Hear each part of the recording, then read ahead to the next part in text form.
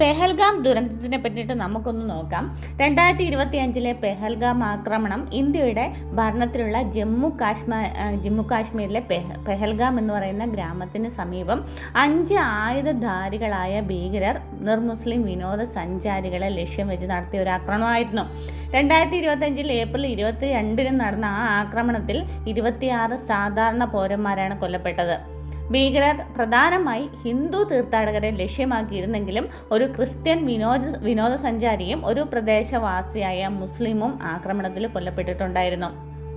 ആക്രമണത്തിന് ഉപയോഗിച്ച ആയുധങ്ങൾ M4 കാർബണൈൽ, AK-47 ഇവയൊക്കെയാണ് ഉപയോഗിച്ചിരുന്നത്. ഭീകരർ ഇങ്ങനെ ദത്ത ചുറ്റപ്പെട്ട വലിയ പൈൻ മരങ്ങളൊക്കെ ഉള്ള ഒരു ബൽസാരം വാരിയിൽ കടന്നിട്ടായിരുന്നു എത്തിയിട്ടുണ്ടായിരുന്നത്. ഈ ആക്രമണം 2008 മുംബൈ ആക്രമണത്തിന് ശേഷം ഇന്ത്യയിൽ സാധാരണ പൗരന്മാരെ ലക്ഷ്യമാക്കി നടന്ന ഏറ്റവും വലിയ ഒരു ഭീകര ആക്രമണമായിട്ട് ഇത് കണക്കാക്കപ്പെട്ടിരിക്കുകയാണ്. നമുക്കറിയാം അവരുടെ ലക്ഷ്യം എന്താണെന്ന് നമുക്ക് നോക്കാം. ജമ്മു കാശ്മീരിൽ സാധാരണ ജീവിതം പുനഃസ്ഥാപിക്കപ്പെടുന്നത് തടസ്സപ്പെടുത്തുക, ഇന്ത്യയിൽ സാമൂഹിക വിഭജനവും മത്സരവും ഉണ്ടാക്കുക, അതുപോലെ തന്നെ 2024 2.3 കോടി വിനോദസഞ്ചാരികൾ കാശ്മീരിനെ സന്ദർശിച്ചതായി രേഖപ്പെടുത്തപ്പെട്ട സാഹചര്യത്തിൽ അതിൻ്റെ പശ്ചാത്തലത്തിൽ കാശ്മീരിൻ്റെ സമ്പദ് വ്യവസ്ഥയും ടൂറിസവും വളരുന്നതിൽ മാന്ദ്യം നേടുന്ന തരത്തിൽ പ്രതികൂലമായി ബാധിക്കാനുള്ള പല കാരണങ്ങളും, അതുപോലെ തന്നെ പാകിസ്ഥാനിൽ നിന്നുള്ള അതിർത്തിക്കപ്പുറത്തു നിന്നുള്ള ഭീകരവാദ പ്രവർത്തനങ്ങൾ തുടരാൻ അവർക്ക് അവസരം ഉണ്ടാക്കണം. ഇതൊക്കെയാണ് അവരുടെ മെയിനായിട്ടുള്ള ടാർഗറ്റ് തന്നെ. ഭീകരർ പുരുഷ സഞ്ചാരികളെ തനിച്ചാക്കി അവരുടെ മതം ചോദിച്ചതിന് ശേഷം ഹിന്ദുവും ക്രിസ്ത്യാനിയുമായ സന്ദർശകരെയാണ് വെടിവെച്ച് കൊല്ലുന്നത്.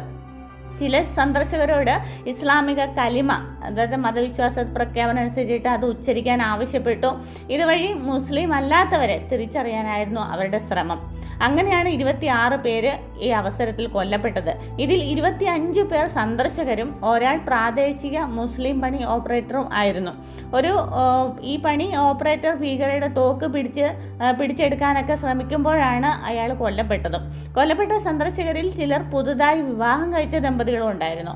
ഭീകരർ പുരുഷന്മാരെ അവരുടെ ഭാര്യമാരുടെ മുന്നിൽ വെച്ച് തന്നെയാണ് കൊലപ്പെടുത്തിയതും. ഈ ആക്രമണം ഇന്ത്യയും പാകിസ്ഥാനും തമ്മിൽ പുതിയ ഉന്നതതല സംഘർഷങ്ങളിലേക്കാണ് വഴിവെച്ച് പോയിക്കൊണ്ടിരിക്കുന്നത്.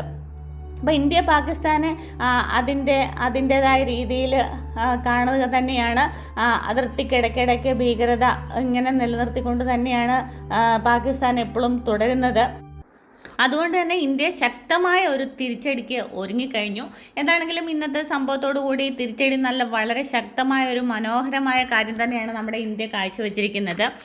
നമ്മുടെ പ്രധാനമന്ത്രിയും അതുപോലെ സേനയ്ക്കും ഒക്കെ വളരെ വലിയൊരു അംഗീകാരമാണ് ഇപ്പം കിട്ടിക്കൊണ്ടിരിക്കുന്നത്. വളരെ നല്ലൊരു കാഴ്ചയാണ് നമുക്ക് കാണാൻ സാധിക്കുന്നത്. പാകിസ്ഥാന് തിരിച്ചടി കൊടുത്തത് എന്ന് തന്നെയാണ് ഇപ്പോഴത്തെ നമ്മുടെ എല്ലാം സന്തോഷം. പക്ഷേ എങ്ങനെ കൊടുത്തു എന്നുള്ളതിലാണ് ഏറ്റവും കൂടുതലായിട്ട് ആളുകൾ ചിന്തിക്കുന്ന ഒരു കാര്യം എന്ന് പറയുന്നത്. എന്താണെങ്കിലും ഇന്നലെ വരെയുള്ള ഇന്ത്യയെ അല്ല അവർ ഇപ്പോൾ കണ്ടുകൊണ്ടിരിക്കുന്നത്. നമ്മുടെ സംഘർഷ സാധ്യത മനസ്സിലാക്കിക്കൊണ്ട് തന്നെ നമ്മുടെ കേന്ദ്ര സർക്കാർ ചില സംസ്ഥാനങ്ങൾക്കൊക്കെ മുന്നറിയിപ്പ് കൊടുത്തിട്ടുണ്ട്. കാരണം യുദ്ധമാണല്ലോ, ഇന്ത്യ തിരിച്ചൊരു പണി കൊടുത്തെന്നാൽ അത് കൊടുത്തത് തന്നെയാണ്. അങ്ങനെ ചെയ്യുമ്പം അവിടെ നിന്ന് തിരിച്ചും ഇങ്ങോട്ടേക്കും വരാനുള്ള സാധ്യതയും ഉള്ളതുകൊണ്ട് തന്നെ നമുക്ക് തീർച്ചയായിട്ടും അതിനുള്ള മുൻവിധികളൊക്കെ മനസ്സിലാക്കിക്കൊണ്ട് തന്നെ നമുക്ക് അതിന് എതിരായിട്ട് പ്രവർത്തിക്കേണ്ടതായിട്ടുണ്ട്. അതുകൊണ്ട് തന്നെ വിവിധ സംസ്ഥാനങ്ങൾക്ക് നമ്മുടെ കേന്ദ്ര സർക്കാർ മുന്നറിയിപ്പും അടിയന്തര സാഹചര്യങ്ങൾ എന്തെങ്കിലും നേരിട്ട് കഴിഞ്ഞാൽ പൊതുജനങ്ങൾക്ക് പരിശീലനം നൽകുവാനും അതുപോലെ സംസ്ഥാനങ്ങളിൽ മോക്ക് ട്രെയിലറുകൾ ഇടയ്ക്ക് നടത്താനും ഒക്കെ ഇപ്പോൾ പദ്ധതികളെല്ലാം നടപ്പിലാക്കുന്നതിന് വേണ്ടിയിട്ടുള്ള കാര്യങ്ങളൊക്കെ നടത്തിക്കൊണ്ടിരിക്കുകയാണ്. കേന്ദ്ര ആഭ്യന്തര മന്ത്രാലയം ഇപ്പോൾ നിർദ്ദേശം നൽകി കഴിഞ്ഞു എന്നാണ് അറിയാൻ സാധിച്ചിരിക്കുന്നത്. അതുപോലെ തന്നെ മെയ് 7 തീയതി വിവിധ സംസ്ഥാനങ്ങളിൽ മോക്ക് ഡ്രിൽ നടത്താനാണ് നിർദ്ദേശം. എന്ന് വെച്ചാൽ ഇന്ത്യ വളരെ വലിയൊരു സീരിയസ് ആക്ഷൻ എടുക്കാൻ പോവുകയാണ്. അതായത് പെട്ടെന്നുണ്ടാകുന്ന ആക്രമണങ്ങളൊക്കെ എങ്ങനെ നേരിടാം എന്നതിനെക്കുറിച്ചൊക്കെ നമുക്ക് വളരെ വ്യക്തമായ പദ്ധതികൾ പ്ലാൻ ചെയ്തുകൊണ്ടിരിക്കുകയാണ്.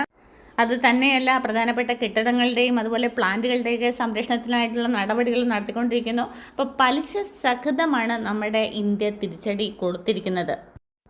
അതുകൂടാതെ തന്നെ പൊതുജനങ്ങളും അതുപോലെ വിദ്യാർത്ഥികളും അവർക്ക് എന്ത് ചെയ്യണം എന്ന കാര്യത്തിൽ പരിശീലനം നൽകുന്നതിനെ പറ്റിയിട്ടൊക്കെ ഇങ്ങനെ പല ചർച്ചകളും നടത്തപ്പെട്ടുകൊണ്ടിരിക്കുന്നു.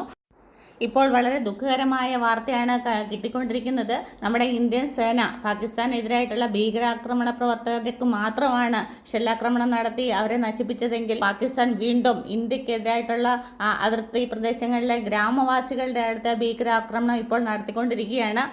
സിന്ദൂർ 2 കൂടി ഇപ്പോൾ അടുത്തതായിട്ട് വരേണ്ടി വരും എന്നുള്ള ടെൻഷനിലൊക്കെ ഉണ്ട്. ഇപ്പോൾ നിരവധി വീടുകളും കുട്ടികളുടെയൊക്കെ അടുത്താണ് ഇപ്പോൾ പാകിസ്ഥാൻ ഷെല്ലാക്രമണം നടത്തിക്കൊണ്ടിരിക്കുന്നത്.